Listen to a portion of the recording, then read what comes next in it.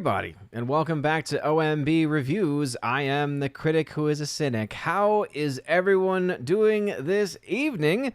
Happy and blessed Tuesday, and welcome to episode 504 of the Welcome to Asgard podcast, where tonight we're going to talk about Inside Out 2's box office going crazy, going absolutely insane after a year of nonstop losses for Disney in 2023 and a pretty poor start to 2024. It's about time Disney gets a little bit of good news, and let's just say right now, based off of where the numbers are for Inside Out 2, things are looking very, very good, not only for that film to make a lot of money, not only for that film to be able to actually make profit, which is something that Disney has not really heard a lot of in their theatrical releases, especially over the last several years, but also could potentially have a very rare occurrence in the modern era, this post-COVID era, of having two movies from the same studio getting to $1 billion within the course of a couple of months of each other. Here talking not only about Inside Out 2 getting potentially to $1 billion based off of where it is currently tracking, but also the potential for a Deadpool and Wolverine rated R film to also potentially get to $1 billion as well. So we'll talk about Inside Out 2's box office, what that means. We'll also give a general talk conversation about Acolyte. We talked a bit more about that last week on the Good Morning Asgard podcast last Wednesday. And so we won't really say a whole lot more about it because we've already pretty much talked about it. But if you have other things that you want to mention, please, of course, mention those in the chat. Make sure you tag me at Odin at the very beginning of your comment at Odin. Let me know that you're trying to get my attention. It helps me be able to read through the chat and make sure that I'm not reading comments that are not meant for me, because obviously I'll have awesome conversations with one another. So we'll talk about that. We'll also talk about and give my thoughts on the first episode of Season 2 of House of Dragon, which just dropped this past Sunday. So I'll have some thoughts on that and the ending of that episode especially. And also my thoughts on The Boys, which recently came out. The first 3 episodes, I believe, got released last week. So I've actually caught up on that. And let's just say, when it comes to the show The Boys, it's a show that is very difficult for me to watch, and you all know why. Let's just say there's a lot of things in there that are not very Odin-friendly, to say the very least. But before we're ready for that, please make sure you smash that like button, line up that fire button over on Odyssey, smash the rumble button as well. I just want to say thank you all for being here. I noticed, as I was getting ready and prepping for this stream, I noticed that Tuesday night's main event was already live. They had gone live, I guess, at 7 Eastern. So I feel like they keep creeping their time up further and further. Now, I think Chris Gore's on tonight, so I'm wondering if, because of time differences, they had to bring the show on a little bit earlier to make up for, or rather to accommodate for Chris or not. But it's just like every week it's like, okay, at first I thought I had an hour of dead time to be able to prep, and then it was 30 minutes it seemed, and now it's no time. Gotcha. So thank y'all again for choosing to be here. And again, shout out to Tuesday night's main event. And make sure y'all check that out after, of course, our stream here. Because we've been doing this thing on Tuesday for a long time. We've been doing this thing on Tuesday at this time for years. We've pushed it back 30 minutes only recently because of the kiddos. But in general, we've been here for a long time. We are very consistent here on OMB Reviews. At least I always try to be. And speaking of consistency, tomorrow I actually will not have a Good Morning Asgard podcast. I will make sure to post that on all the different socials on the YouTube community page as well. But there will not be a Good Morning Asgard podcast tomorrow because the kids are off from school. The kids are off from daycare in honor of Juneteenth. Yes, in an era and an age when you will still have school in many places on, was it President's Day and other holidays that have been around for much, much longer. In the modern era, Juneteenth has now become the day where people are getting the day off instead. So that's the world that we live in today. I've got nothing against Juneteenth itself, but obviously when it comes to general holidays, I'm always like, Holiday literally comes from the word meaning holy day. So I think, if we're not having a day off to give credence, or rather to be able to go to mass and to be able to honor the life of a saint or of Christ or of the Holy Family, I think calling things a holiday is a bit ridiculous. But again, that's just my Catholic lens coming through there. But anyway, I'm happy to have you all here. Let's say hello to the people at 3:32 early today. When the stream was first created, Kincaid Rumsky over on Rumble said, I will be going out and watching some live bands tonight. Please be strong, as that means I will not be able to watch your show tonight, of course. We'll watch the replay. Well, Kincaid Rumsky, thank you for coming by earlier. Hopefully you lit up the fire button over on Rumble. Smash the Rumble button, I should say. The fire button's over on Odyssey. Hopefully you smashed that. Also, Dan Crane has been a member now for many, many months. So Dan Crane, thank you for continuing to be a member here on the channel at 5 in the afternoon. He posted that and then said, Hail Odin and family, sorry can't be here live on the baseball field. Well, hey, have a wonderful game. If that means that you're playing, good luck. I hope you win. CM Chunk, what's up, brother? Happy Acolyte Tuesday, everybody. I always forget that. I really do. I forget that the Acolyte has episodes that come out on Tuesdays. So, yeah, literally, as soon as the stream ends, I know what everyone on this channel is going to be doing. Y'all are all going to be going to check out the Acolyte, I bet, huh? Especially after last week's doozy of an episode. Oh, boy. The power of one, the power of two, the power of many. And that's probably better than what was actually sung in the show. It was bad. It was bad. Again, we talked about a lot. We talked a lot about that on Wednesday last week, but a lot of y'all probably were not able to join that stream because it was my Good Morning Asgard podcast. But one person I know was there was Scott McKenzie. What's going on, Scott McKenzie? Thanks for being here. Snorapoopa says, hello, humans and other quitters. What's going on, Snorapoopas? What's going on, Snorapoopas? Let me see if the Twitter stream is working. It does not seem to be. For some reason. I do not know. Oh, wait, there it is. It is working. Well, there you go. Well, let me pop out that chat just in case anyone happens to jump on in over there. All right, I can now minimize those windows. That'll make it easier for me. All right, still saying hello, but Snorapoopas, hello, humans and other quitters. What's up, Snorapoopas? He then says, hello. Jeremy Zakowski, what's up, brother? At 7:20 saying, good evening, Odin, and happy avoiding the Acolyte Day. Yes. Or happy waiting for Jeremy John's review, waiting for Critical Drinker's review, waiting for anyone else other than the actual show itself's review. Prince Green, what's going on, brother? Thanks for being a member on the channel. Little Mouse, hail to you. Thank you for being here. Keely Chow in the chat, what's going on? Yes, indeed, we keep things family-friendly here, so no cussing. Don't give anyone you don't like the middle finger. Try to keep things PG, PG-13 in the chat. Unlike other places where there's no holds barred, we try to keep it a family show here. Try to keep it family-friendly. We got Bruce in the chat. What's going on, Bruce? Hail to you, thank you. I always appreciate the very funky-looking pink fingers. The man with the orange hat in the chat as well. Welcome to Asgard Behave, don't spam. Yes, indeed. Because he has a mighty axe. And he will sharpen the axe and he will cut your head off.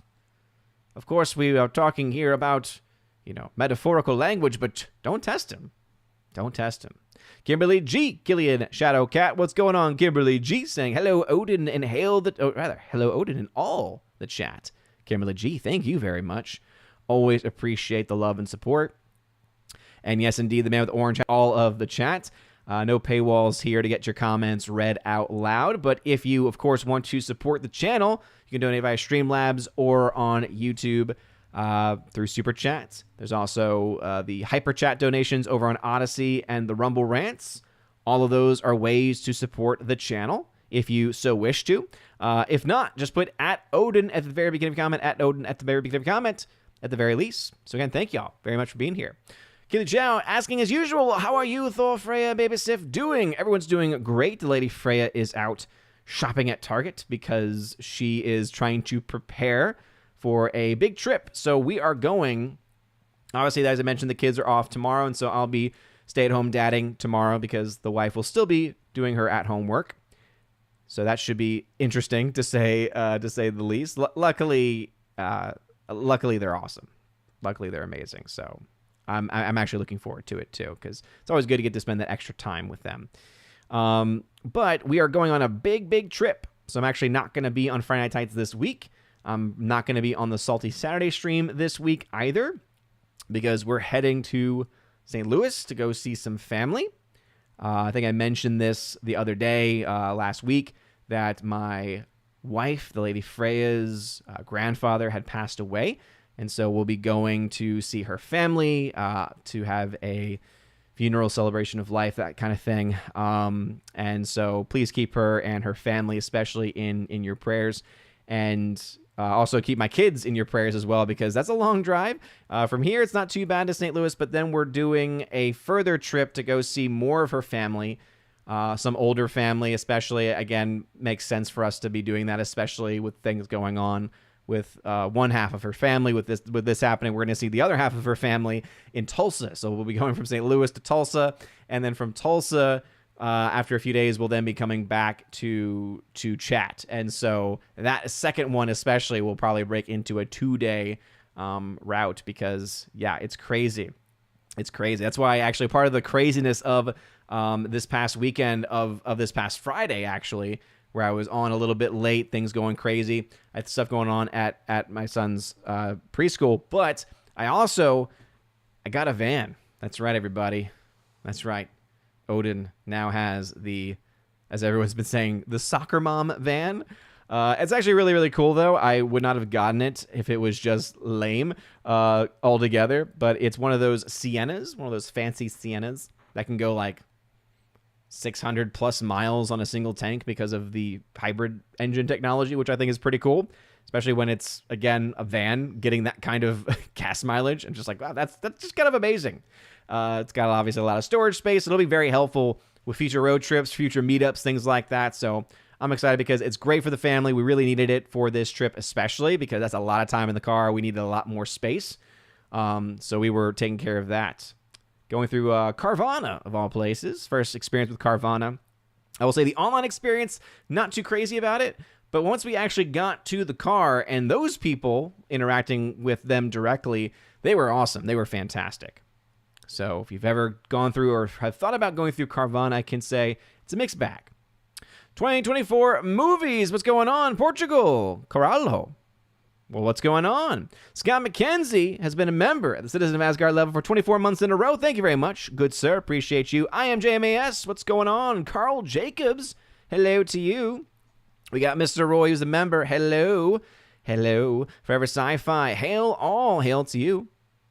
Ryan Liu. Had to say, how was your Father's Day weekend? Well, hello, Ryan Liu. Thanks for being here. It was good. The Lady Freya was awesome. She let me sleep in a little bit, cooked breakfast. She cooked some waffles. My son, Thor, and her, they cooked up some waffles, some fresh waffles, which were delicious, with some bacon. Always a good time there. Then they baked a cake, which was also quite delicious, and cooked up some chicken parm for dinner as well. So it was a very, very special day. I am JMS says Inside Out 2 is really good. It's getting pretty good reviews, that's for sure. Lady Tharp of Harstings. What's going on, Lady Tharp? Saying hello to you. Carl Jacobs at 732 saying, no, it's never a good time for good news for Disney. Disaster for Disney is good news about Disney. Well, again, we're going to be objective here, and it is good news for Disney. It may not make me happy. It may not make you happy. It may not make most people happy, because it is Disney doing well. But the fact is, Disney is doing well, and so Disney absolutely is going to be happy with this news. Now, are they going to do the right thing with it? I highly doubt it. Pawn Hearts, what is going on? Ryan Liu trying to say, I think Disney could have 3 movies that hit $1 billion. Inside Out 2 has good legs right now. Deadpool and Wolverine might open 200 million plus, and Moana 2 could hit $1 billion. I will agree with the first two. Here's the difference with Moana. Moana 2 was not initially or originally planned to be a movie. It was supposed to be a series. And I think that is probably going to be cutting into the actual quality of the film that we get. It also is coming out at a very different time, so a lot of things can happen between now and then. And it really depends on how they market it.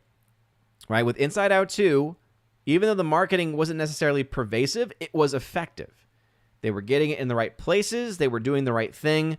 They were, I guess, choosing the right parts of the film to show in the trailer, because clearly they were able to motivate an audience that they have not motivated in such a long time. And also, Inside Out is a very popular property with very intriguing characters. With Moana, yeah, you do have an audience there, but it's mostly just Moana, right? Like with Inside Out, you've got the character of joy, of sadness, of envy. Like you have all those different characters, cartoon characters that you can merchandise very easily. Merchandising, right? Whereas Moana, I don't necessarily think you have as much of that. Now, again, I could be wrong on that. I don't really follow the merchandising sales of those movies specifically. But I think that when it comes to, based on the numbers, because we have numbers for only 2 of those films. Sorry, we don't have anything yet for Moana, just the fact that it's the sequel to Moana, but it was not intended to be the sequel. It was intended to be a show. And that's where I think that it probably will run into some problems, is because audiences typically can pick up on those kinds of things, right? But we have numbers for Inside Out 2, and the numbers don't lie. The numbers are very clear. It is doing incredibly well. It is well on its way to being a huge box office hit for this year, especially for this summer, and I think has a very good chance of hitting $1 billion. We'll talk about why I think a good chance of hitting $1 billion is there tonight, of course, and picking up conversations that we've had started over the weekend with the box office breakdown and things like that. And then with the pre-sales for Deadpool and Wolverine already being so high, and the hype more so than anything else, because you all know pre-sales are not everything. Pre-sales can be a bit of fool's gold because it can never account for day of. But that's also why Inside Out 2 is doing as well as it is. Even the box office people have said, oh yeah, the reason why this film, the numbers are so high, why we under-projected this, is because there was a huge audience showing up on that day to see it. Interestingly enough, it was a Hispanic population showing up, predominantly. So much of the foot traffic, the people who are not buying their tickets in advance, they're showing up to the box office on the day saying, hey, what showtimes do you have? Okay, let me buy my tickets now. Huge portion of that came from the Hispanic audience, or came from a Hispanic audience. And I just find that interesting, personally.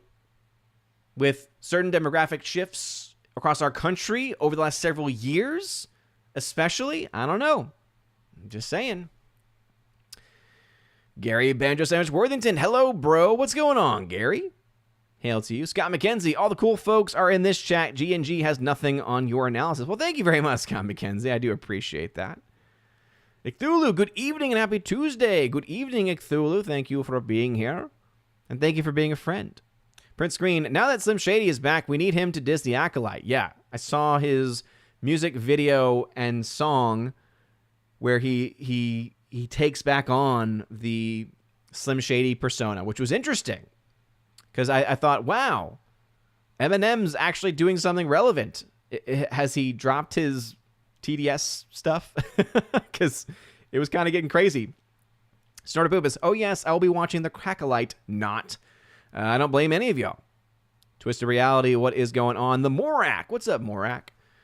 Morak738 says, hey, just stopping by to say hello and smash the like button. Have to cut grass tonight. Catch you on the replay. Well, hey, be safe cutting the grass and have a good one.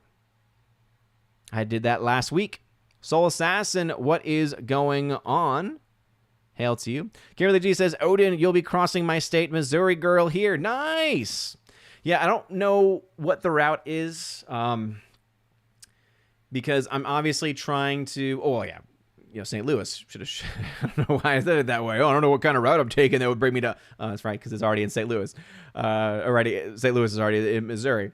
But obviously I don't know if anyone else travels, but if anyone does travel, I highly recommend the app Waze. I love Waze. I'm a Wazer. I don't know if anyone out there are Wazers, but it's a really great navigation app. And what I love about it is it allows for us to be able to report, potholes, debris in the road, speed traps, and that's a big feature as to why I enjoy it quite a bit. Not that I'm speeding necessarily, can't confirm nor deny that. I go with the flow. All right. I'm not those crazy people. The thing on road trips, when people are going like 100 miles an hour, but then they're also like, they're going 100 miles an hour and then they're like zooming in and out. That's insane. If you're going like 80, 85 on the interstate and you're just going with the flow of traffic, you got other people doing that too. You're not being a jerk. That's one thing. But if you're one of those persons where it's like, not just that you're going over the speed limit, like to me, speeding and going over the speed limit are not necessarily the same thing. Speeding implies that there is a dangerous act being done. In my opinion, at least. But anyway, yeah, I'll be crossing a lot of states, especially as we make our way over to Tulsa. Let's see. Orange Hat says, "Oh, dear Allfather, Odin has become a soccer dad." Well, hey, it's a cool van, all right? It's not like the old days when the vans were like, bleh. No. When you can get like 36 miles to the gallon, and that's just what the EPA says, I'm just saying. Prince Screen, who's a member, says, Odin will be the Dom Toretto of minivans. Exactly. And it's about family. I mean, come on. It writes itself, people. It writes itself. Of course Dom Toretto would drive a minivan. Because, come on. It's the best thing to drive if you've got family. And he's all about family, people. Michael Burgett trying to say, saw that the 10th anniversary screening of Nolan's Interstellar will be on September 27th, same day as Coppola's Megalopolis will be released in the United States. That'd be a wild double feature. I don't know if I'd be able to handle that, because that sounds like a long time to be in the theater. Definitely interested in Interstellar on the big screen again. It was a film I didn't like the first time, because I was digging it until he ejected inside of the black hole, and I was like, what? No, that's not reality. That's not how this works. This whole film's been based in reality. What are you doing? And then once you get the twist of it, you're like, okay, I don't really like what they did there. I guess I can understand they're trying to play with string theory and some type of, spin on theoretical physics and stuff. But then when you watch it the second time and you know it's coming, it's not nearly as jarring. And so I ended up enjoying it quite a bit. Scott McKenzie says, congrats on getting a family trucksters. Siennas rock. Siennas are awesome. Especially once they did that refresh in 2021, man. Though it is funny because since they know that they've nailed this design, they haven't changed pretty much anything since 2021. Because like doing research before getting it, we were looking at different models, and so we got used. So we ended up going like the 2023 route. And it's because there really is no major difference between any of them. To actually a point where it's getting kind of ridiculous because the technology of a lot of Toyota's newer vehicles have their newer safety features, newer entertainment, infotainment center thing. And even though there's no reason for them to not upgrade the Siennas, because it's such an in-demand vehicle, like it's insane how in-demand Siennas are. It is truly insane. The value that a used car, especially a Sienna, has is something I just never thought would ever be possible. Like every single Sienna from 2023, even if it's used, is holding, especially if it's got lower mileage, like between 20 and 50, 60,000 miles on it.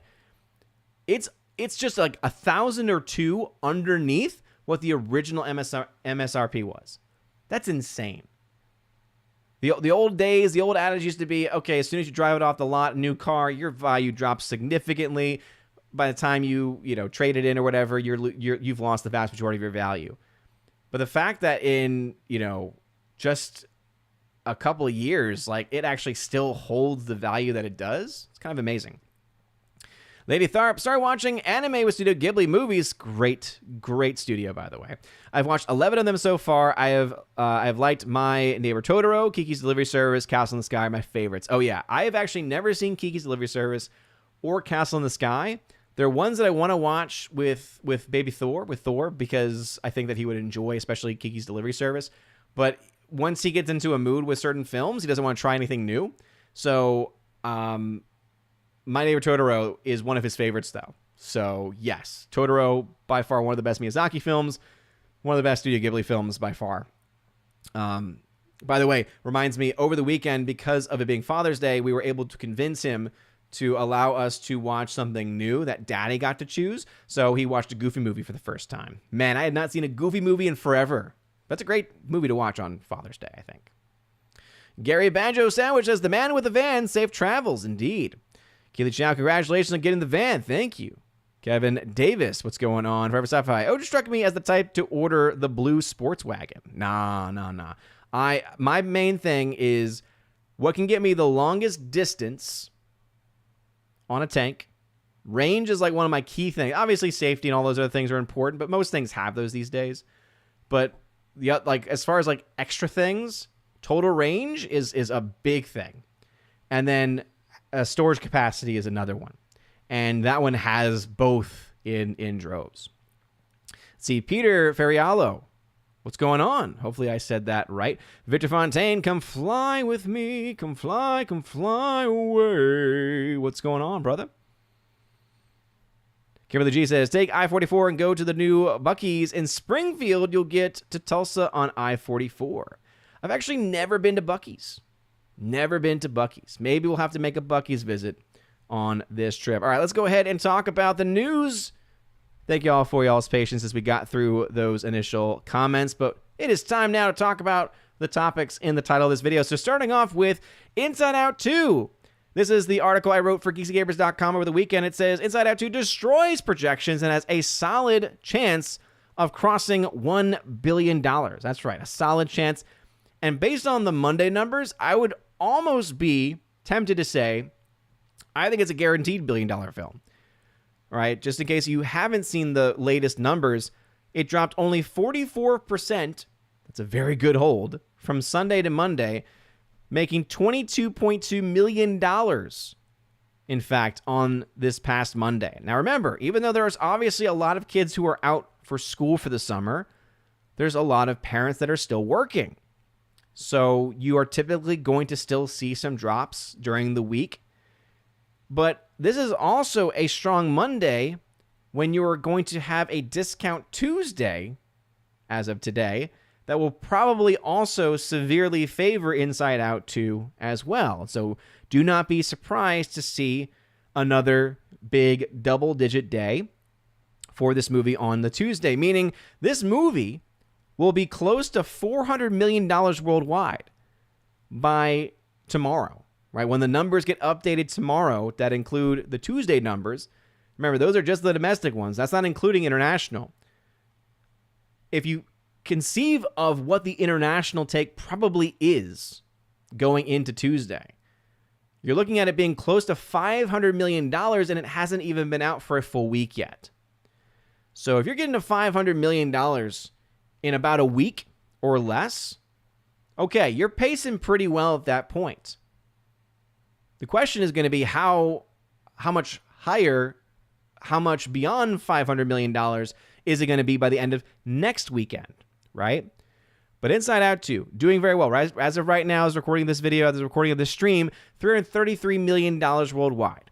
All right, that is absolutely insane. As a comparison to even the first movie, remember, this is something that has not really been happening in the world today. This has not been happening with the way the box office markets have been working.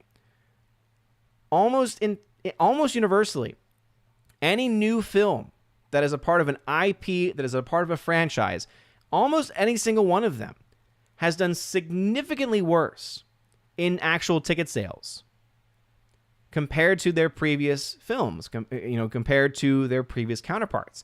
So in the case of the first Inside Out back in 2015, at the same point of release, even when you adjust for inflation, just so y'all can see that is indeed ticked on here, we're talking about a complete decimation that the sequel is doing, right? $176 million is what currently the domestic total, the domestic take for Inside Out 2 is.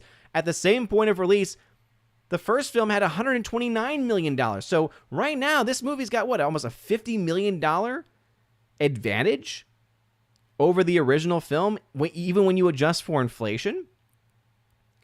The other insane thing is that when you look at the actual ticket sales, the movie also sold about almost 2 million tickets more than the first Inside Out 2 in the domestic opening weekend.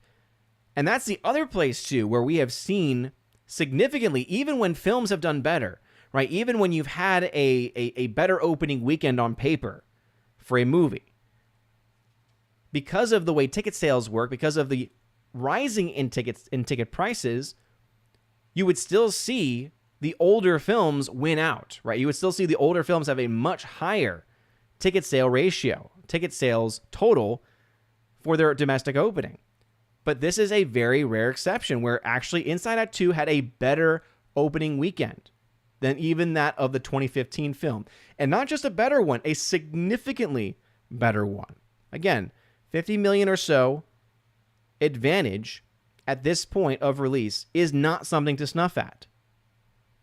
That's a good, I can't do percentage math right off the top of my head, but that's a good, 20-25% at least mark ahead of where that film was. So if we assume that that type of advantage continues, because there's not a lot of competition for Inside Out coming out, and we all know, even if there is competition, the fact is that their audience is holding.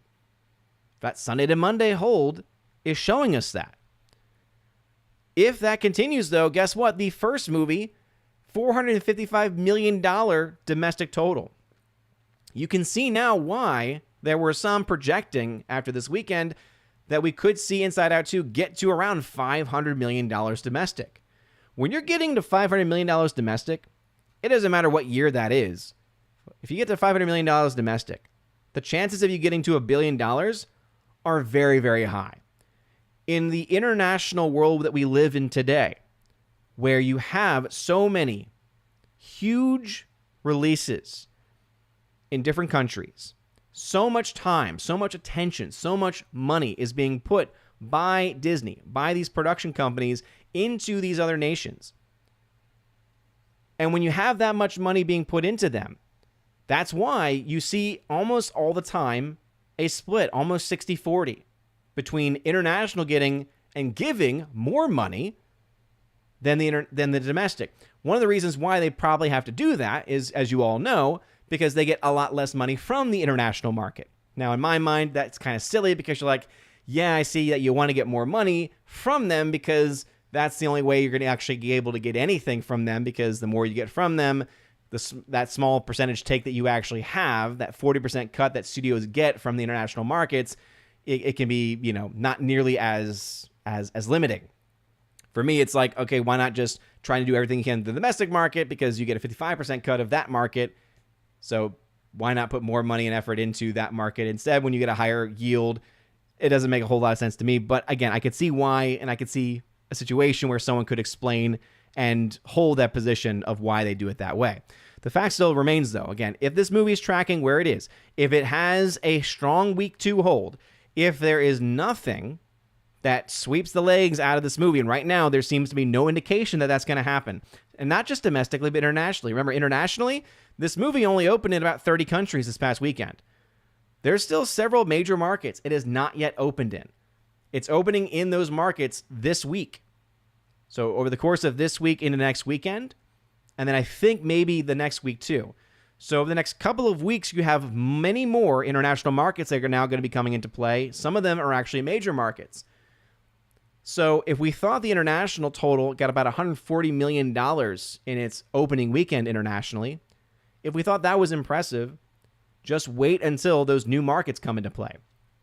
And this is the reason why I say it's a stronger than likely chance that you're going to get to $1 billion at this point in time. Because when you're making this kind of money, it is very, very hard to say otherwise, okay? And I will point this out as well from my article, because I did, make sure to put out, hey, here is just the objective math behind it.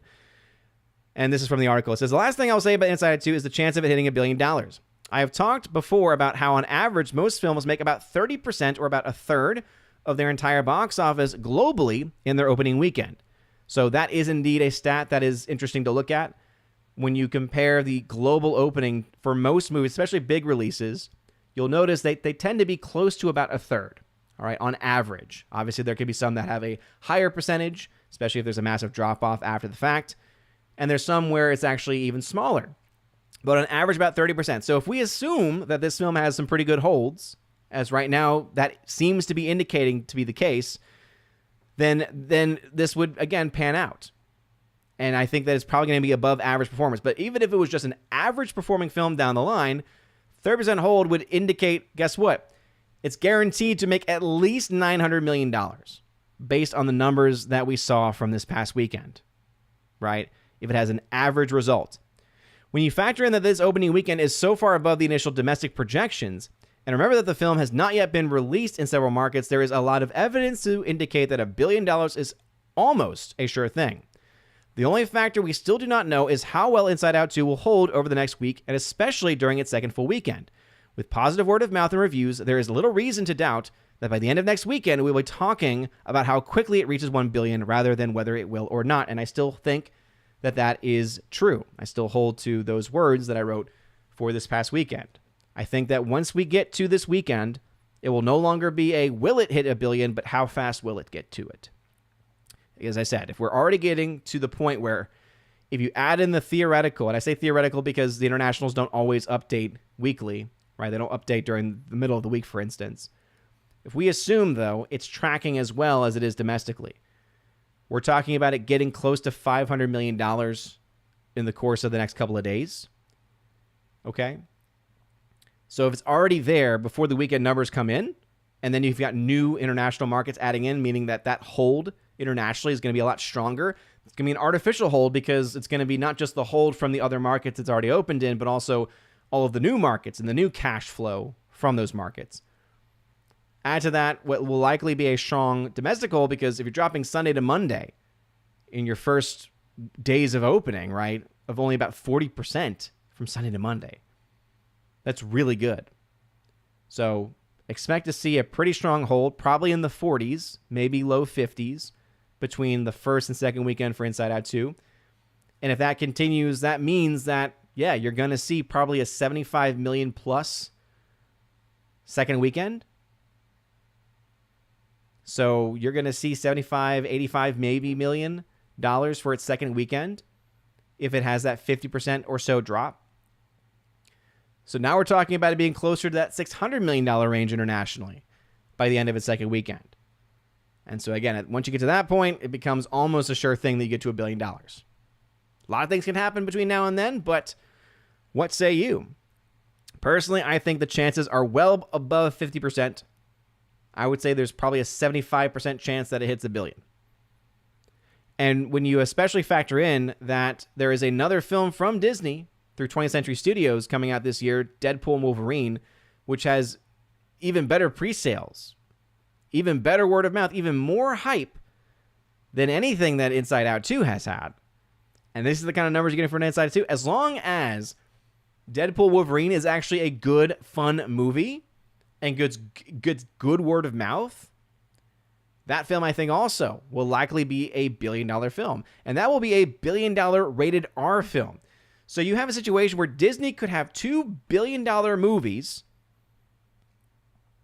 for the first time in a long time, where one is directed towards kids, right, a PG audience, and the other to a adult audience with the rated R film. That's insane. And it's going to send Disney the wrong message. There's no doubt about that whatsoever, right? And that's why ultimately it's good news for Disney. It's great news for theaters. Theaters are going to be loving their box office totals over the next couple of weeks, their concessions sales over the next couple of weeks especially, because Lord knows that they've seen a huge increase in that. When you have more bodies at a theater, you just naturally are going to have more of them buying popcorn. Not all of them will, but if you have 100 people show up to a theater versus 10 people show up to a theater, you have a much higher chance of getting people to buy your popcorn with 100 than you do with 10. So they love getting those higher numbers, those higher volumes of people.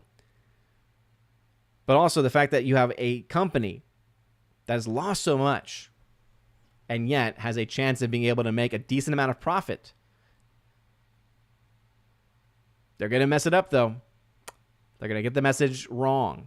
So I wouldn't be surprised if all of a sudden an Inside Out 3 gets announced, and then it's like, okay, you didn't learn your lesson. Because one of the things that's going to cut into their profits for this movie, because they are going to make profits from it, not going to make nearly as much as they could have, is because they still spent $200 million just to make it, which is insane. Completely insane. All right, let's see. Forever Sci-Fi says, I hit 104 miles an hour in Iowa once, which is impressive because people in Iowa like to do 70 in the left lane. Oh, that's the worst. When people are cruising in the left lane, that is just the bane of my existence. It's like, look, bro, I understand you want to go the speed limit. I understand that you maybe want to go a little bit above the speed limit, maybe. But if you're not passing anybody, get out of the lane. Move. Thulu. To say, thanks for the gift. I can't wait to watch it, but no decent car was made after 2010. Just wait till a computer issue occurs. It bricks the car. Could be. I think that Toyota has shown itself to be a pretty reliable brand. I know that Scotty Kilmer, shout out to him, great videos, has always spoken very highly of Toyota. So I'm not really as worried about that. But I definitely understand your concern. And I think it's true of a lot of things, right? Especially manufacturing. Things nowadays are not made to last, right? So, and that's why ultimately the decision was made based off of, okay, how far can this car get me? And obviously, again, safety, things like that. And also, how much can it carry? And on that front, it is able to do a lot. My Regret says, Kiki's Delivery Service is part of Ghibli Fest for the 35th anniversary, October 26th to 30th. So can see it in theaters. Well, I already have it. I already own it, actually, Michael Regret. Because I love Studio Ghibli, and so a while back I bought all the ones I could. There were special edition Blu-ray Steelbook editions. And so I already bought all of them. I have it. I just have not had the time to sit down and actually watch it, because part of me has kind of been waiting for when Thor is ready to watch it. Because then we can watch it for the first time. But probably will not actually be able to make it out to the theater, because my guess is that it'll be a 7 p.m. showing, and those are always tough to make when the kids' bedtime is around 7 p.m. Peter, that's okay. It's a tough name to pronounce. Thanks for the shout out. No problem, Peter. Thanks for being here. JS Pena, ahoy. Ahoy, JS Pena. I am Jim A.S. No way this movie is already at 334 million globally. Yep, it is. Prince Green, do you think Despicable Me 4 will cut into Inside Out 2's legs? Despicable Me also has a shot at $1 billion club. So I would actually say, do I think it's going to cut into its earnings? No. Because even though they're both kid-oriented audiences, they're not necessarily the same audience. Right? That's why demographics are always a tough thing. Because when people say, oh, well, X demographic who showed up for this movie, we're seeing the same demographic show up for this movie. It's like, yes, but demographic does not mean the same people. So it's not a 1-to-1 ratio, right? If one movie does really well with the 17 to 21 crowd, and another film also does well with the 17 to 21 crowd, that doesn't mean that they're getting the same exact audience. Because genres are different. In this case, there's a lot more crossover because they're both kids movies. They're both that general generic animated kids fare. So you're gonna have a lot of the same people. But I don't think we're gonna see the same. I don't think we're gonna see the same numbers. So that's why as of right now, and again, all this can change, because keep in mind, a week ago there was no chance in heck that Inside Out 2 was gonna make $1 billion. All right. That was not going to happen. That was just not on the table. Even people who were really, high on Disney and shilling for Disney were not really saying that was going to be a possibility or how big this thing was actually going to be. No one was able to actually project how successful Inside Out 2 was. So all of this could be easily changed, okay? Despicable Me 4 opens in early July, okay? So Inside Out 2 is going to have a few weeks with almost no competition. I'm going ahead and we're going to have a Box Office Theory. This is the same guy who is known best for the charts that used to exist on Box Office Pro, and then he left, and now those charts are basically done. So we have this coming weekend, The Bike Riders from Focus, which is interesting. I think it's what Austin Butler is in the film. Looks like it could be good. So a smaller indie fare, so 8.5 million. So that's not going to have any competition. All right, you have the film called The Exorcism. That's not going to provide any competition. Janet Planet? Nope. Kinds of Kindness? Nope. Week after that, you have Horizon, an American Saga. I'm interested in that. That is the new series coming out, right? This new epic series. That's actually not expected to have a major opening either. Right now, that's tracking towards 11 to 18 million. Oof. Kevin Costner has a lot of money in that. He wants to see those numbers be a bit higher. And then again, word of mouth could easily change that.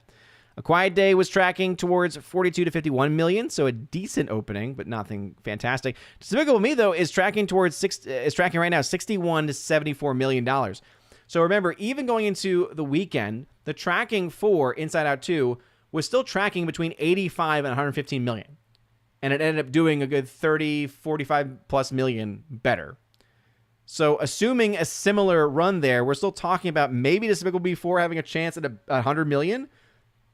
But that's just using pure speculation, okay?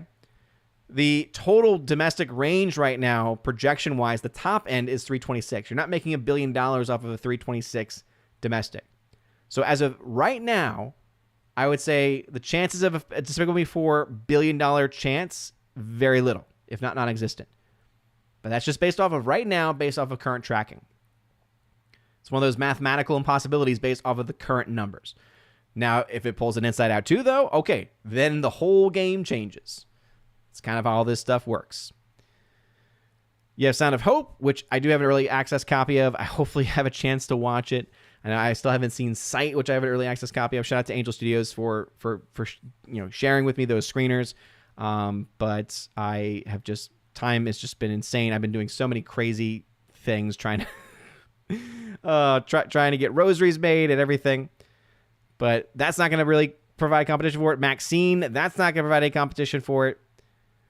So, yeah, really, the only film that's going to have any competition is Despicable Me 4, and that's after a few weeks of no competition, really.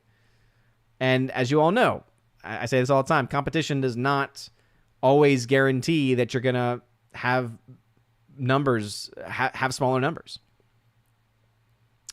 Victor Fontaine, what's up, brother? Again, if you have a comment or question that you want read aloud or want me to read, put @Odin at the very beginning of your comment. Otherwise, I'm going to look past it. Flav, what's going on? Welcome. Master of Gaming, hail to you. Master of Gaming, who's a member, says, Odin, when will you review Sight and Inside Out 2? Haven't seen Sight, so can't review it. Inside Out 2, have not seen it, so cannot review it. And even though I'm much more intrigued to see Inside Out 2, I don't really have the strong desire to see it. I really like the first movie, but for this one, can't say I'm really excited for it. I really have just soured on Disney in general, especially with their kids' content. Because even though everyone who has seen it has said there's no real ideological stuff in there, it's a pretty solid film overall, not better than the first film, but not complete garbage either. And some have actually given it pretty good praise, right? Jeremy Johns gave it his second highest review. It still is not something that I have a lot of interest in going to see. I'd love to hear your thoughts since you're one of those only critics I trust both movies and relatable to me. As I said, I would, the person who does that for me is Jeremy Johns. Normally, I'm right in line with him. And he liked Inside Out 2. Rob D, hello, Odin. Pixar definitely needed Inside Out 2 to be a hit. Oh, absolutely. Disney, right? And obviously Pixar being underneath them. But yeah, Disney needed this film to be successful. And it's right now more successful than I think that they ever could have conceived it to be. I don't think anyone in Disney was honestly thinking like, oh man, yeah, this film's going to have an amazing opening weekend. They may have been thinking like, oh, I think this film might actually do okay. I think this film might actually be a winner for us. I don't think they were like, oh yeah, this is going to be our $1 billion film, our $1 billion kids film of the year. See, Victor Fontaine, totally agree. Thanks for tagging. Totally agree. It's not whether it will hit $1 billion. It's more of a question of when. At this point, yes. The R over on Odyssey. $1 billion movie, funds to make more woke crap. But I will say this much though, right? Remember, just because your film makes $1 billion does not mean that you have a lot of ROI. Does not mean that you have a high return on investment. Okay? That's the other factor we have to keep in mind here. Remember, Rise of Skywalker. Really should have been Rise of Palpatine, but Rise of Skywalker made over $1 billion, and yet because of how much the budget was and how much typical marketing costs are too, that movie lost $100 million. Okay? Now, obviously, the cost for Inside Out 2, it's nowhere close to the amount of money wasted on Rise of Skywalker, but it's still pretty high, right? $200 million is not something that you just be like, oh yeah, it's not that big a deal. You still have to make over $500 million just to break even, right? And remember, that was in the typical way things worked. In the current way things work, with such higher numbers coming internationally, with the deals between theaters and studios changing because of the way that streaming has impacted that, you're probably looking closer to almost 3 times the budget that a film needs. So probably closer to $600 million is what's needed for Inside Out 2 to break even. So let's say it makes $1 billion.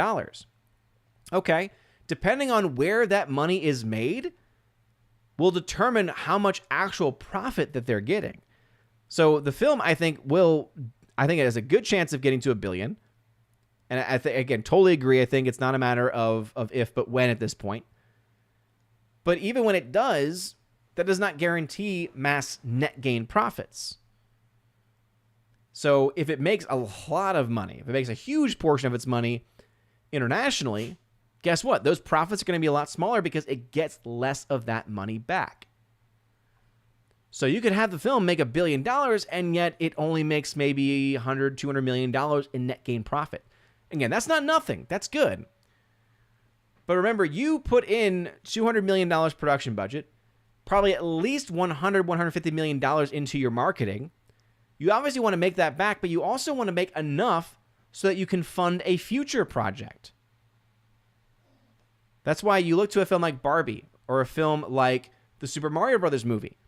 Those films made their money back and then made a good, $400 to $600 million in net gain profits. In fact, if you look on paper and compare those two movies, because of where the money was and because of the different splits that exist, there's an argument to be made that Super Mario may have actually made more money. I'll actually have the full breakdown of that at some point. I am still working on my top 10 biggest box office bombs and biggest box office hits of 2023, looking at the actual net gains and net losses instead of the raw box office, and gonna totally shred Tony a new one because his list was awful at deadline, but I digress. You still do, though, want to be able to make enough money to fund your future projects too. So right now, all we can say is very likely chance, almost guaranteed, that Inside Out 2 gets to $1 billion. Gonna make a pretty good amount of profit, probably over $100 million in net gain profit. The question, though, then is how much net gain profit does it make? Do we find out in a year, because of tax returns, that they spent a lot more than what was said? Not likely to happen with animation. Typically, those numbers stay pretty stagnant. But again, never say never when it comes to Disney especially. But then that cuts into your profits too. But yeah, as of right now, it's going to be making a lot of money. Wendy Hunter, what's going on, Wendy Hunter? Master of Gaming, I know you have no interest in the new Russell Crowe horror film, The Exorcism, but do you think it will make top 5? Yeah, I have no interest in it whatsoever. Honestly, I have no idea.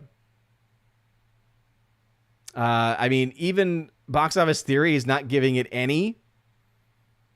Like, I guess there's no numbers right now that are being projected for it. So I couldn't tell you.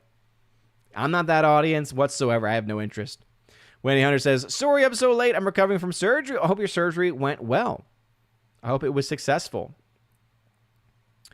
Let's see. Rob D. Odin the Shills are out in force over the Acolyte. They already hit Critical Drinker and Nerdrotic. Yeah, I remember hearing something about that.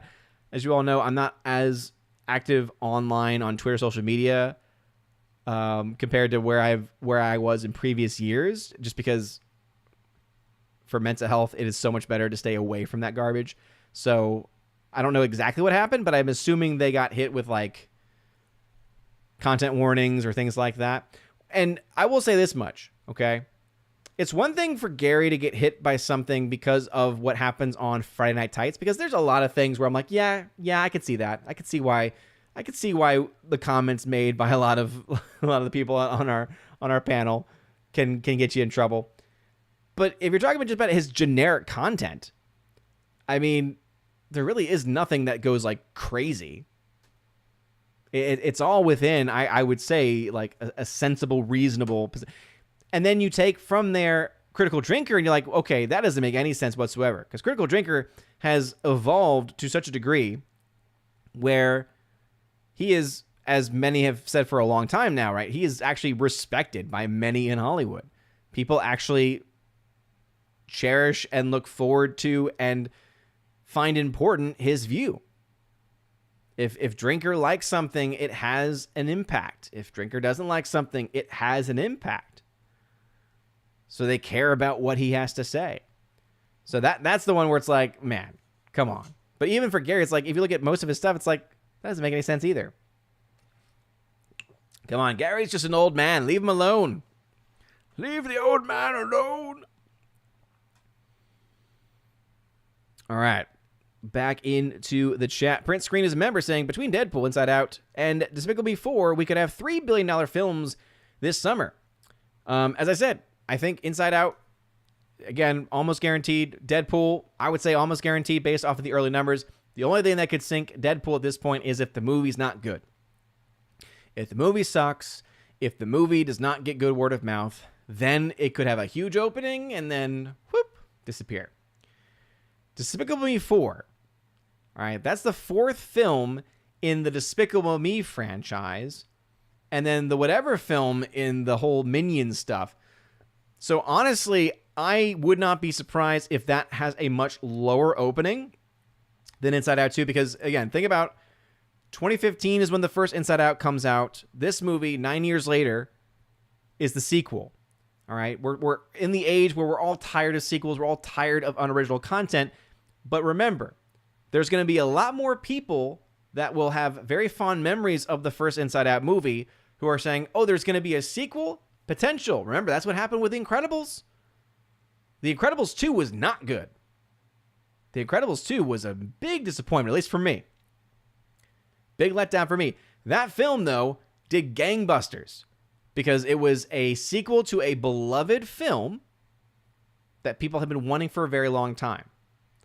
So though I would not put Inside Out on the same level as The Incredibles, I would put a similar component. I would say that they are somewhat similar in that respect. In fact, let's go ahead and, since I brought it up, let's see if we can pull that into the equations. Let's see if we can pull that into our equations. All right, let's put Inside Out 2. Sorry, not Inside Out 2. Incredibles 2. And then Incredibles. So that way we've got it all on the same chart. Of course, we're all going to be adjusting for inflation. Yeah, because I think people forget exactly how well these films did, okay? But this, I think, is going to give you a great example as to why I'm thinking the way that I'm thinking right now, okay? So Incredibles 1, 2004, 14 years separate the first film to the second film. When you adjust for inflation, the first movie would have made about $1 billion in today's dollars, right? With today's value. Look at the second film, though. The second film went to $1.4 billion. Huge increase, okay? Inside Out, 2015, in today's dollars, makes about $1 billion. You see what I'm saying here? Oh, wait a minute. Do you see why not only that Inside Out 2 makes $1 billion, but could actually make a pretty decent portion over $1 billion? Okay, let's compare domestic openings. You look at the domestic opening for Incredibles 2004, $122 million versus $216 million for the sequel. 115 versus 154. So you're not seeing as big of an increase, but remember, Incredibles, I would say, is a much more favored franchise than Inside Out, but they are still favored franchises, okay? They are still movies that many, many people like. You may not be one of them, but many people still like them. That's why you're seeing huge numbers this opening weekend, for instance, okay? So do not be surprised if you see a somewhat similar trajectory as what happened with Incredibles versus Incredibles 2 happened also with Inside Out versus Inside Out 2. And right now, the general sentiment I'm getting is that Inside Out 2, though not as good as Inside Out 1, is still solid. Whereas personally, Incredibles 2, I just did not like. I think a lot more people felt that way, and yet the film still did gangbusters, right? Still did great, monetarily speaking, okay? And at this point of release, 176 versus 129, 244. So yeah, this is not going to be doing Incredibles 2 numbers based off of what we're seeing right now. So that means getting to 1.4 billion, probably not a possibility, but getting to 1.1, 1.2 billion, there's a chance there. Absolutely, there's a chance there. And since someone had mentioned it earlier about, will we see maybe Moana be into the mix here? Well, let's try to bring those numbers in. All right, Moana in today's dollars is only at 856. So again, a much smaller footprint than all of the movies, okay? So Inside Out as a new property in today's dollars made $1 billion. Incredibles, a new property in today's dollars made $1 billion. Moana in today's dollars did not make $1 billion. So you could see another increase. So maybe it has a chance of getting to $1 billion, but then you take into account less time separating that movie, right? 9 years for Inside Out to Inside Out 2, 14 years separating Incredibles 2. For this one, okay, 8 years, so not too far off from where Inside Out is, but also not as beloved, not as well performing. And you take into account Moana 2 being you're taking the TV series and turning it into a movie. I don't know if it's going to have the quality that the first film had. So all's to say, that's why I'm thinking that $1 billion for Inside Out, $1 billion for Deadpool Wolverine, much more likely. Despicable Me, again, there's just, I think, too many things going on with with that franchise. I think there's just been too many movies. Let me put Despicable Me 3 into this equation. That one made $1.2 billion in 2017. Okay, so it's definitely there for sure. The possibility is there. It also made $900 million internationally, which shadows and overshadows every other film on this list. But there's also been other movies since. So that is definitely going to be interesting to look at. So never say never with Despicable Me 4, but based on the numbers we're currently getting, no. All right, let's see. Master of Gaming had to say, will you see the Bike Riders because there's an exclusive trailer for the upcoming Robert Eggers Nosferatu movie? If I'm seeing it, if I do decide to see it, it will definitely not be because of that trailer. Cool to know that there is going to be an exclusive trailer for it. But I've just heard some interesting things about the Bike Riders. And the director is one that he's done some pretty good things. I haven't liked all of his movies, but there are a lot of the ones that he has done that I have liked. Sounds like a bunch of y'all are interested, right? Bike Riders might be pretty good, says Print Screen. Agreed. I won't be able to see it this weekend because, as I mentioned, I'll be on the road. So there's an outside chance maybe that I could see it Thursday night, Thursday premiere. So maybe that's a possibility. But because I'm hitting the road early Friday and then I'm on the road basically or with family between this Friday and next Thursday, Friday, the chances are not high. Which, by the way, means not only is there, because of the kids being off tomorrow, no Good Morning Asgard stream tomorrow morning. So no Good Morning Asgard stream tomorrow. But also, I won't be on Friday Night Tights this week. No Salty Saturday for me this week. There will still be both of those shows, obviously, without me. But then it also means no Tuesday show next week and no Wednesday show next week either. So I hate to cut into 2 Wednesday shows, but it's got to be how it's got to be. I might try to make one of those up when I can. Forever Sci-Fi, I buy less but spend more. So I'm very picky now about which movies I go to. Deadpool might be the only one I go to theater. Yeah, agreed, Forever Sci-Fi. And even though I have the AMC A-list, so it's not like I'm, as cautious with spending, because everything that I do on this space, I'm able to fund, right? I'm able to fund my hobby. This is fun for me. And because of that, I'm able to do things like that. The unfortunate thing, though, is that time is tough, because the local theater that I have is not the best theater. Showtimes are also not great. Movie selection is not always great. And the one that has the better selections and the better showtimes is about a 20-minute ride, which is not bad, but it makes it harder when the kids go down at 7 p.m. That's a tough one. Forever Sci-Fi, $1 billion doesn't go as far as it used to. It does not, for sure. Orange Chat says, doesn't extensions in theatrical release also increase the budget? Extensions in theatrical release? It should, because a budget is specific to the money spent on the actual movie. They don't spend money in any real way to, there's a deal that they make with the theaters. So basically think of it this way.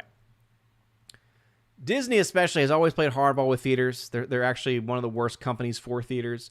As much money as Inside Out 2 is making for theaters, I have no doubt of, Disney has always played hardball. When I worked at AMC, the way my general manager explained it to me was at that time specifically, so we're talking about 2015, 2016, Disney especially would get 90% of the entire box office the first 2 weeks. So the theater would only get about 10%. For every $10, we would get $1 in box office sales. So if you want to know why the popcorn and drinks are always so expensive, that's why. I've talked about that before here on the channel. That's how it used to be, okay? And Disney was even worse because we would get our scheduling sheets, all right? So every theater in region of theaters had what we called a booker. The booker would be in charge of saying and making deals, rather, on our behalf with the studios, saying, all right, this theater has this volume, right? This number of tickets this weekend, etc. So how many people are actually going through your theater in a given week? All right, here's the type of theater that this is. They want this movie and this movie and this movie. So Disney then comes back to the booker and says, okay, they can get our movie. They can have our movie. And obviously there's the included, the standard, all right, 90-10 split, whatever it might be. But then also it's, if you want our movie, guess what? You have to show at least one showing a day in 3D between this time and this time. So that was where they were rough, because we would get these Disney movies and Disney would be telling us, yes, and obviously it's not Disney telling us directly, but through our booker, they would say, all right, here is what Disney wants. And I was able to actually confirm this with a small single theater in New Orleans called the Britannia. Beautiful theater, by the way. Beautiful historical theater, movie theater in New Orleans, the Britannia. Go check it out if you're ever down there. It's awesome, especially if you're a movie fan. A lot of history there. But the Britannia, for instance, if they were ever to get a Disney movie, one of the restrictions they had at that time, all right, so again, things may have changed since COVID, but at that time, Disney would tell even the Britannia, oh, by the way, as long as you have our movie, you can't show any other films. So as a single screen theater, if they got Moana, they would have to have at least a week where all they showed was Moana. They couldn't have 2 or 3 movies on a rotation, for instance, okay? So that's the type of restrictions that Disney would put on a lot of these theaters. And so as far as increasing the budget, it wouldn't affect their budget because, again, it would still be, okay, you're getting our movie that's already done. We're getting X amount back. Now, if they extend the release of it, they do get less return further down the road.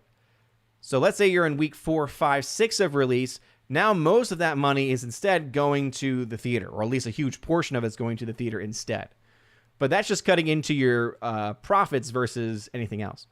Wendy Hunter at 821 says, do you think companies will stop going to streaming and keep the movies in theaters longer to get more money back?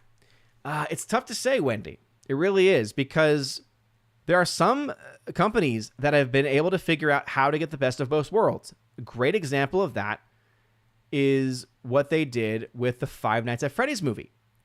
That movie had a day and date release on, Peacock, and in theaters. It had a massive opening weekend, so it was profitable. It made raw profits, net gain profits from its theatrical release, and drove a lot of traffic to their streaming platform. So that was a huge success for them. There's other studios where, and I can't think of one off the top of my head, but there are other movies where they had a 2-week release window, or maybe a little bit more, like 45 days, I think is kind of that new standard, that new sweet spot you see from a lot of studios these days. So they have a 45-day theatrical window where they'll do okay, and then they'll have it on VOD before it's on streaming. So it's in theaters 45 days, and now you can buy it on Apple. Now you can buy it or rent it on Amazon, whatever it might be. And so some have been able to do either good or decent in theaters, but then have a second life on PVOD, or just on VOD, right, where you're getting more raw cash, much better splits, by the way, right? Some pretty good splits between what Amazon's take or Apple's take are versus what the studio gets. You know, it's I guess you could, I think the last time I looked into it, it's somewhat in that 50-50 category, but still, right, that's more and more revenue that you're getting just from that. And then down the line, if you have your own streaming service, you can, of course, put it there, and that might drive traffic to it. Or if you're smart and you don't have your own streaming service, and I think that the studios that don't have them now are actually the smartest, because that means that they can license their content out. So Netflix will pay them a bunch of money to get their movie or to get their show. And so, yeah, it really depends on the movie. It depends on the studio, because there have been some that have been able to actually work it very well and have been able to make a lot of money post-theatrical, as we say. Tina Guzman, what is going on? Welcome. I am Jimmy S. Do you think Mufasa makes money? Personally, at this point, I don't. At this point, I just do not see that happening. Because everything I know about it just doesn't seem like it comes across to me like a Lightyear, where it just seems like a half-hearted attempt. Now, I say that, and we have to remind ourselves okay, The Lion King. We're talking here about the quote-unquote live-action remake, right? Or I guess they don't technically call it a live-action, but it was all photorealistic renderings of CGI animals, and they therefore lacked any emotion.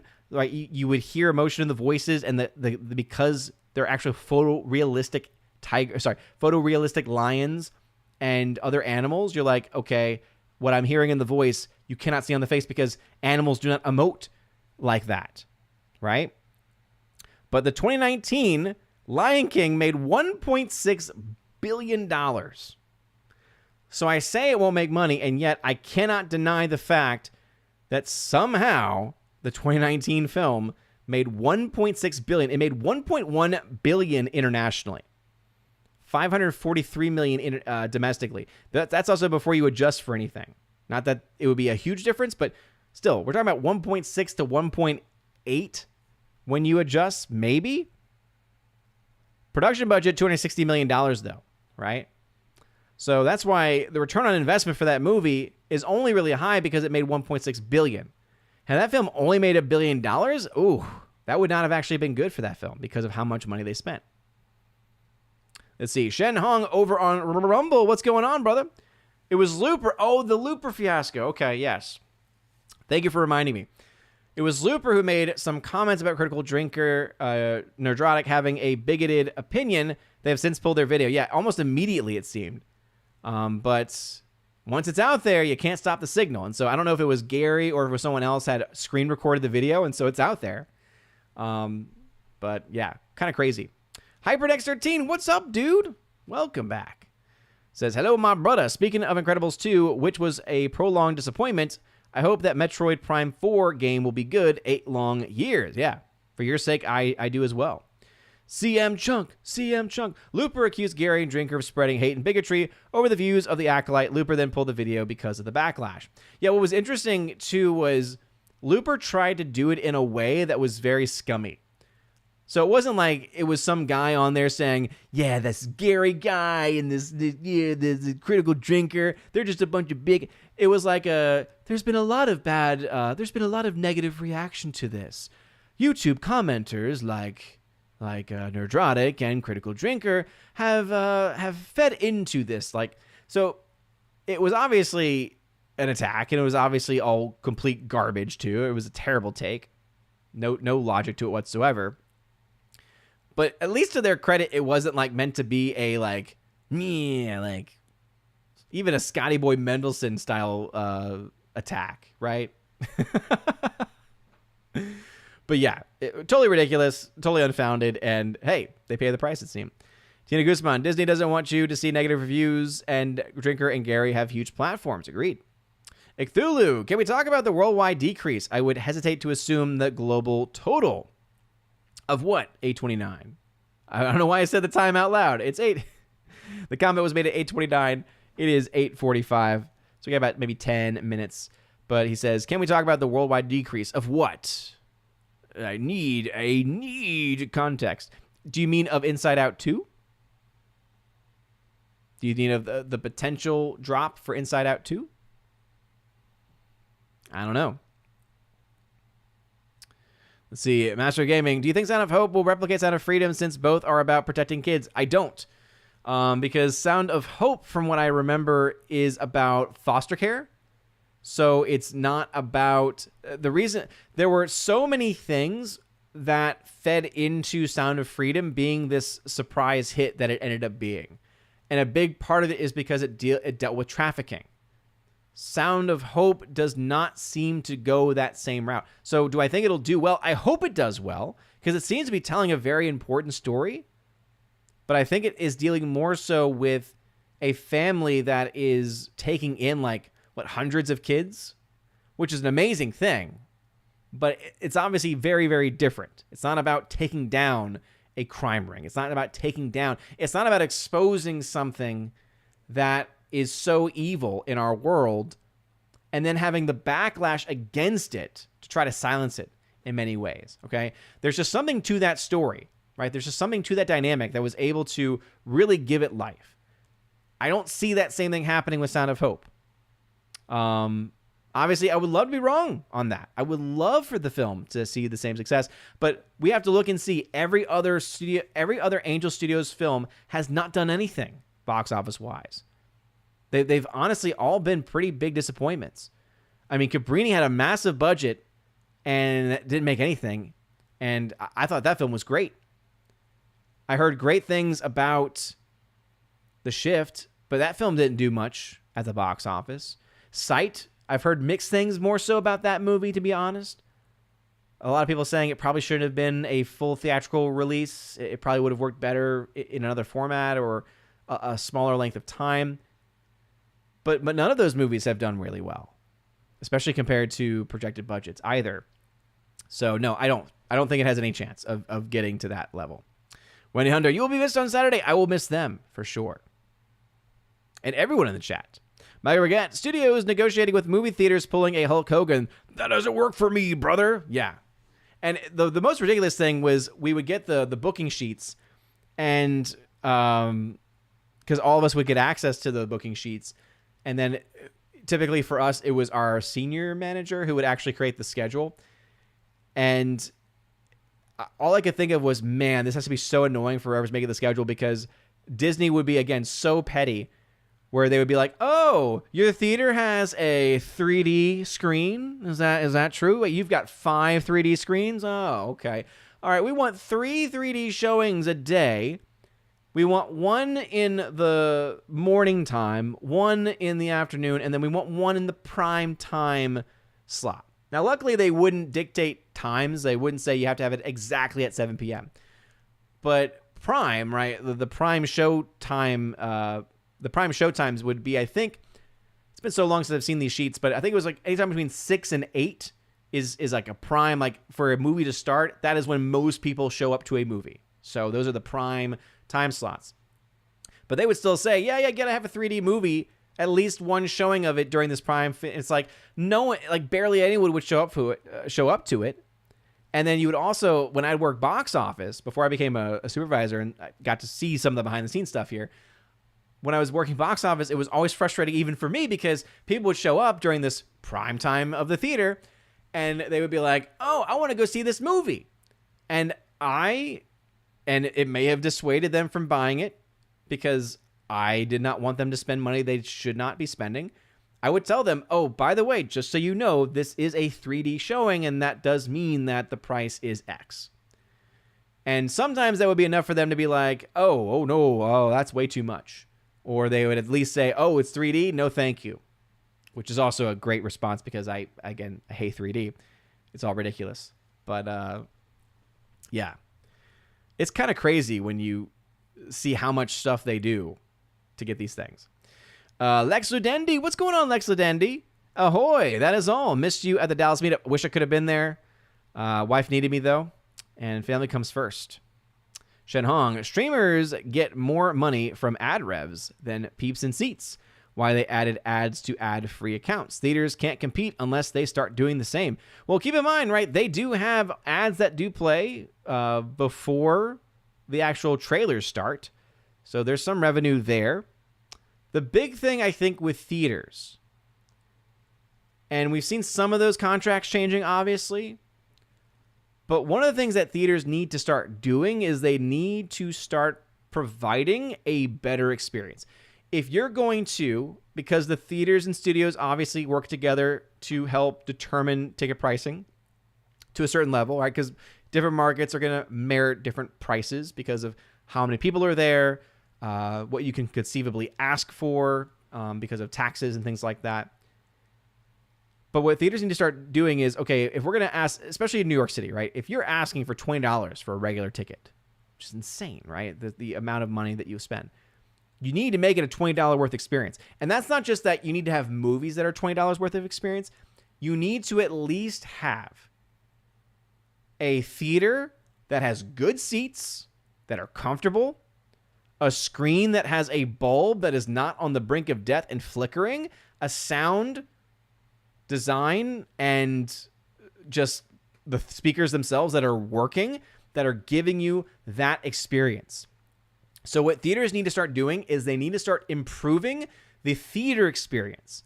The movies are going to be good or bad. They don't have a lot of control over what Hollywood gives them. But what they can do is they can try to provide the best movie-going and movie-watching experience that they possibly can. It's like the commercial for the AMC. We make movies better. Drives me crazy. Nicole Kidman, get off my screen. They double down with her, and now there's more videos from her because they're continuing that partnership. And I'm like, go away. I don't want you there, Nicole Kidman. Please spare me. Because the theater that you're in is not realistic. That's not how most theaters look.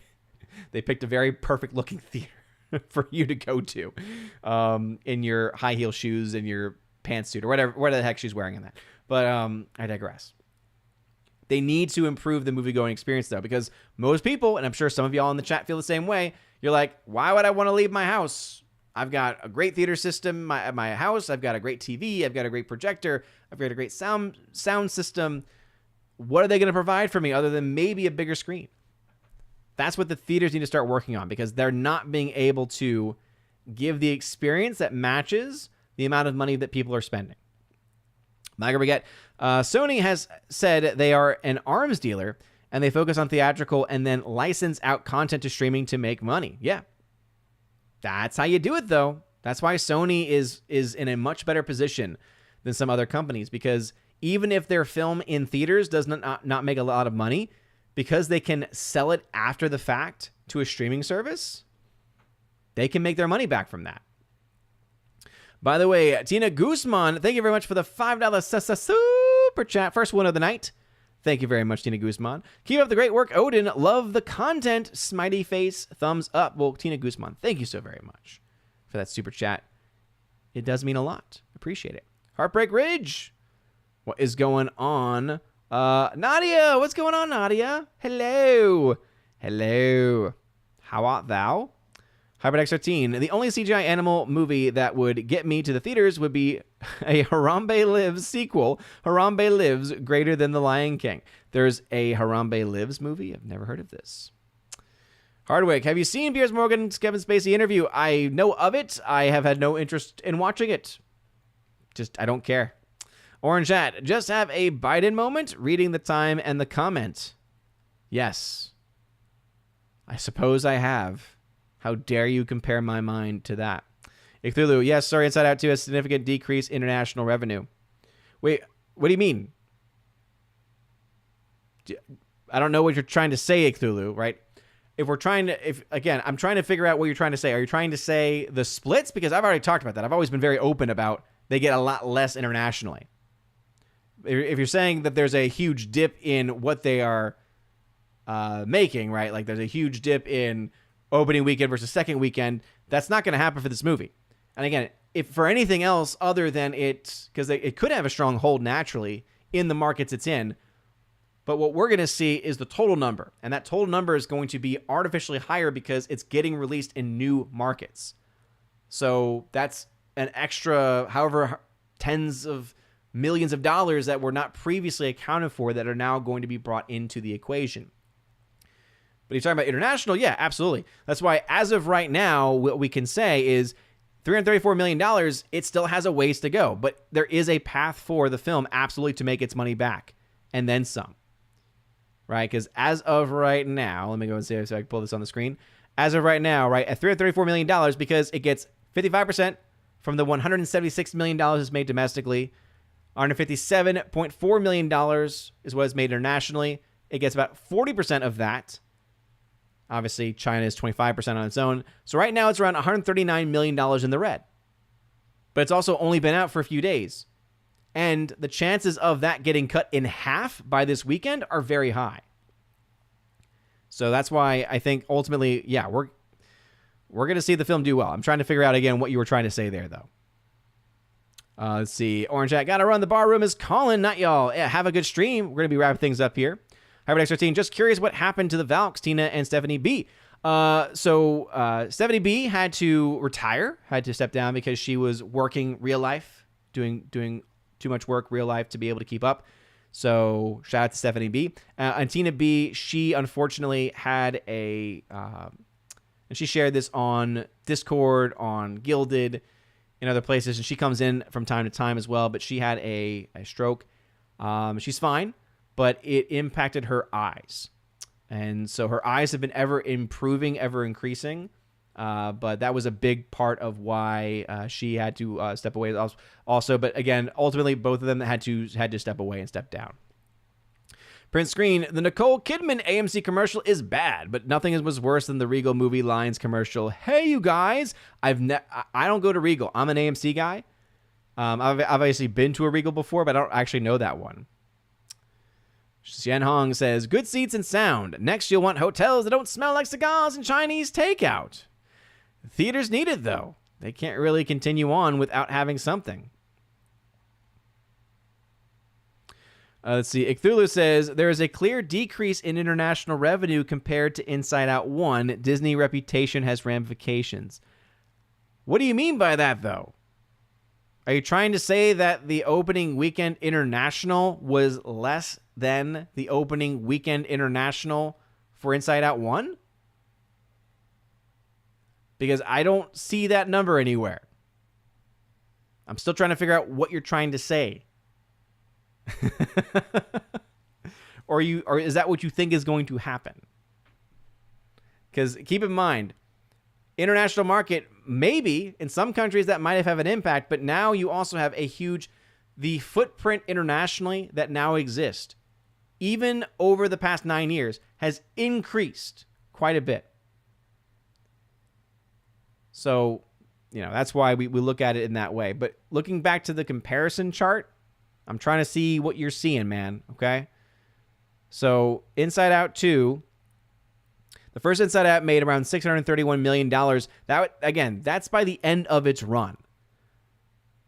For Inside Out 2 to have already made $157 million internationally after one weekend and only in 30 markets, yeah, I mean, it's got a very, very good chance of being able to match similar numbers. And keep in mind, even if it comes in a little bit less than that 631 million adjusted number, because that is adjusted, it's pacing right now to do better domestically than Inside Out 1.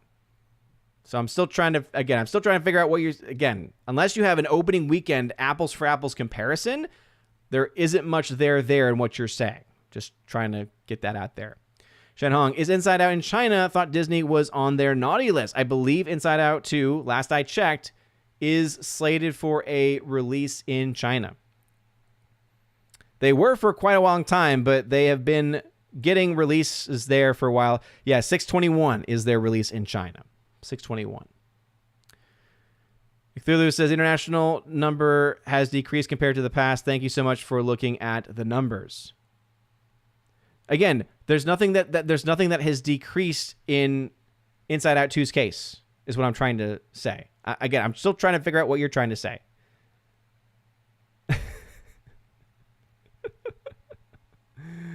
If you mean overall, maybe.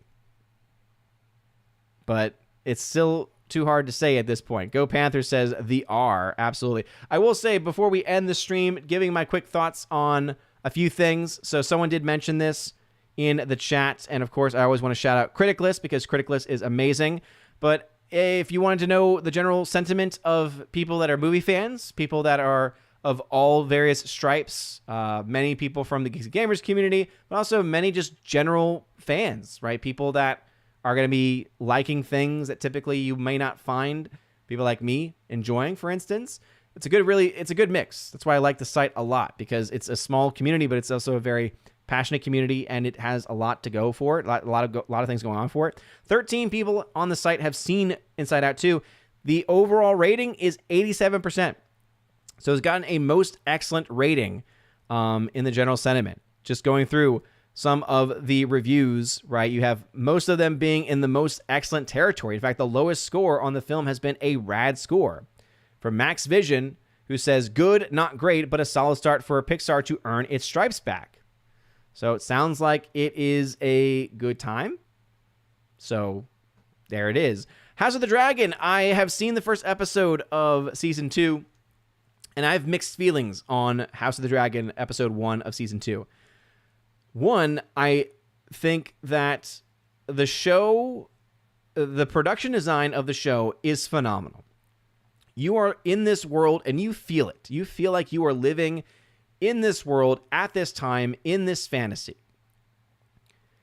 It makes it feel real. And I think kudos need to go out to the entire production design team, because it's phenomenal. All the acting, phenomenal.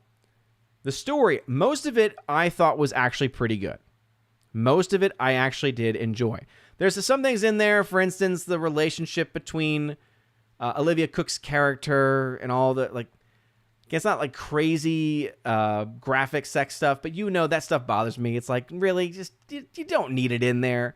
And I know it's like, it's a Game of Thrones spinoff. What do you expect? It's like, yeah, but even in Game of Thrones, I felt the same way, okay? So I was like, ugh, get out of here with that nonsense. That's just me. The ending is what everyone's talking about, so I'm not going to spoil it. If you've read the book, you already know what's going on. The title of the episode, it should be pretty straightforward from the episode, I will say.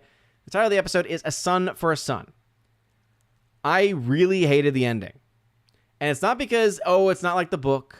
There were slight variations.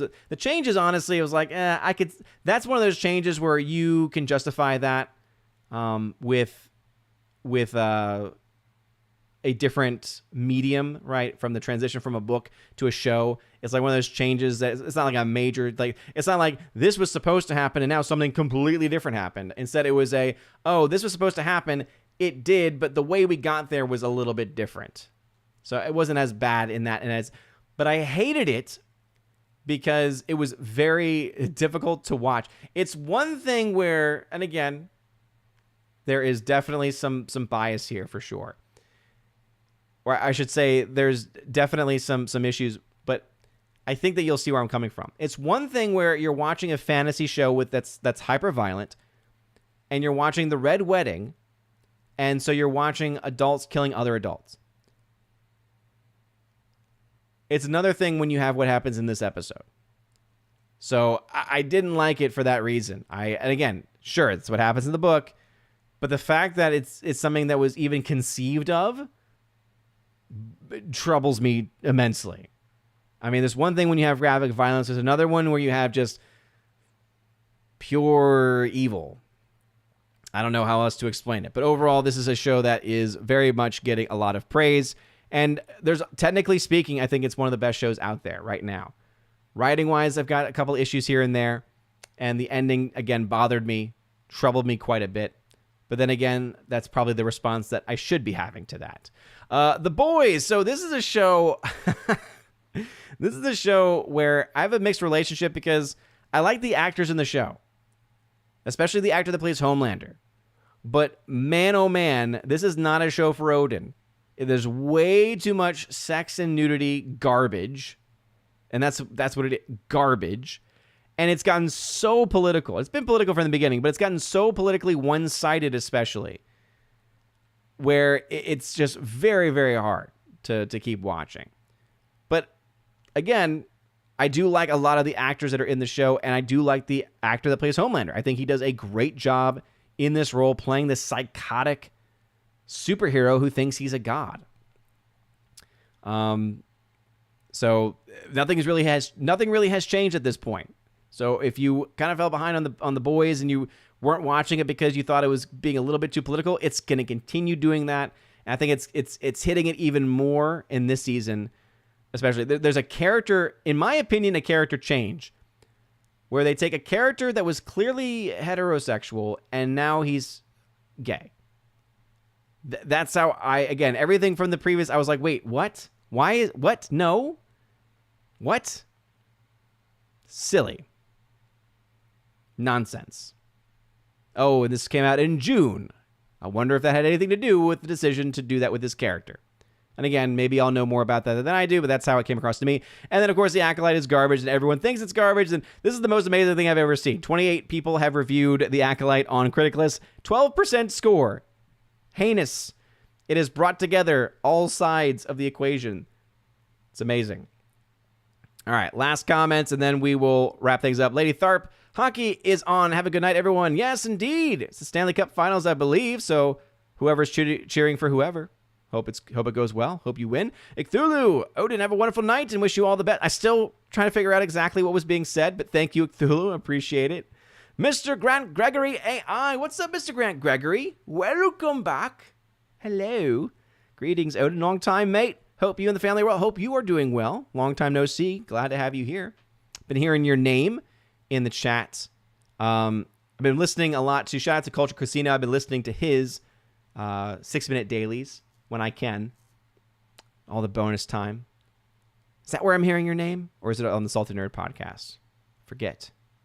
Keely Chow, thank you for a great show. I'll see you in a couple of weeks. Have a good day. Yeah, indeed. For those that were not here earlier, I will not be on stream for a little bit, at least a week. So no stream tomorrow because the kids are home.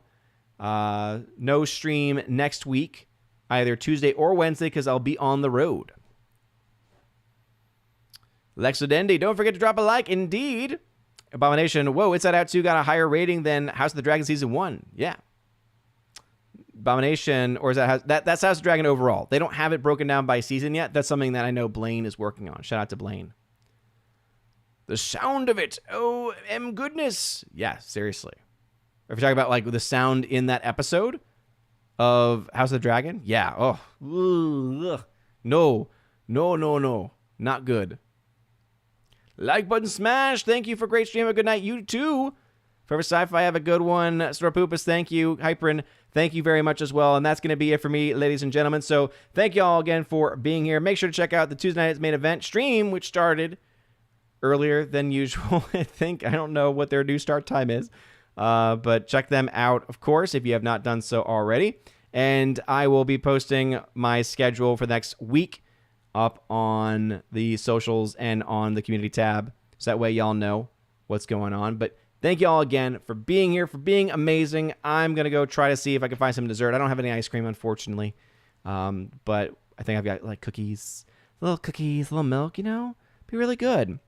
Also, it would be a crime if I didn't break down the fact that I talked about a lot of things box office wise today with Inside Out 2, and I did not play this. So because of Inside Out 2, this was something where, again, no matter what anyone's telling you, make sure to always point them back here and tell them. Let us see a real mathematician at work.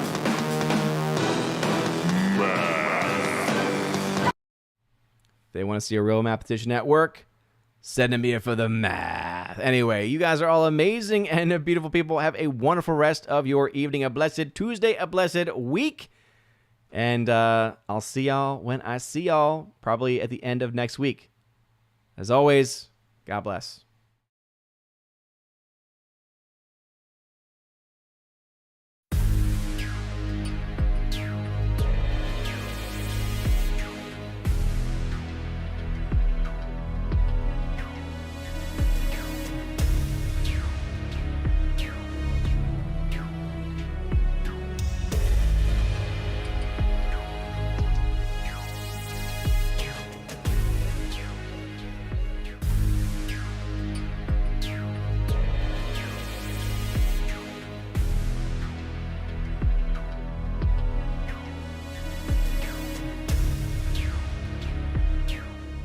And now for a huge special shout out to all of my Patreon, Subscribe Star, Locals, and YouTube members who are at the Chosen of Valhalla level. Starting off with my Patreon supporters, Father Luca Illick, Rosetta Allen, check out her YouTube channel, which is Eagle Rider, and Miss Martin Muses, check out her YouTube channel by the same name. To my Subscribe Star chosen members, Matt317, check out his Twitch channel by the same name, and also the K-Man, check him out at xtheboundaries.co, and a shout out also to my one Chosen of Valhalla YouTube member, Mr. Roy. Thank you again for being so much of a huge supporter of the channel. And to every one of my chosen members, if you want your name shouted out at the end of every live stream and video, or if you want access to things like giveaways of Blu-rays, 4Ks, etc., and access to an exclusive podcast bonus material for members, check out the links in the video description below for all of those details. You guys are amazing and beautiful people. Have a wonderful rest of your day, a blessed month of the Sacred Heart, and as always,